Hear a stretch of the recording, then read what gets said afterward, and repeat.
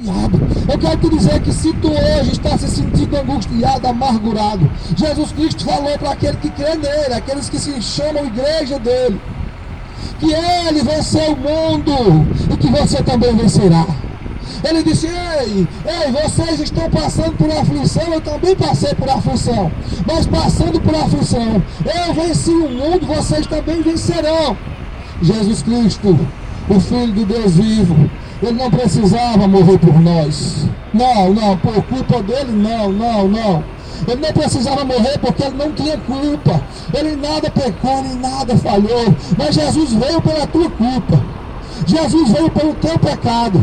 Jesus veio pelo meu pecado. E nós estamos aqui nesta manhã anunciando que Jesus Cristo veio, que Jesus Cristo virá, e que nós estamos em uma viagem. Todo aquele que crê em Jesus Cristo ou não está em uma viagem. A diferença é em quem você está.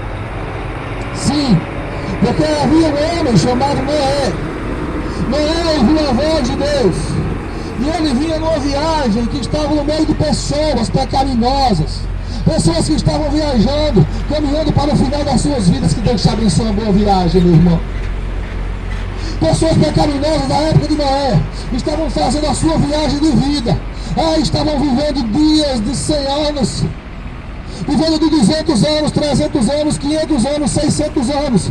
Depois do pecado, depois da queda de Adão, o homem viveu muitos dias. Mas chegou uma hora que alguns daqueles que estavam achavam que não se acabariam mais os seus dias, mas morriam, mesmo que morriam com 400, que morriam com 500, que morriam com 600 anos da época de Noé. Aquela viagem se acabava para muitos, e morriam não simplesmente morrendo, mas morriam no pecado que estava entranhado na sua vida.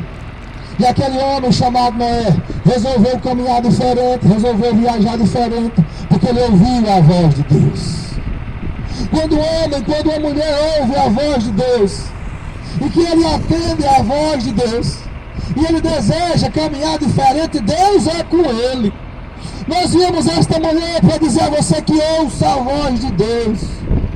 Ouça a voz de Deus e comece a caminhar com Deus, comece a viajar com ele.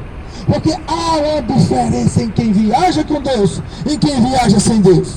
Noé começou a levantar aquela arca, construir aquela arca, porque ouviu a voz de Deus dizendo: construa uma arca e coloca a tua família dentro dessa arca, Noé.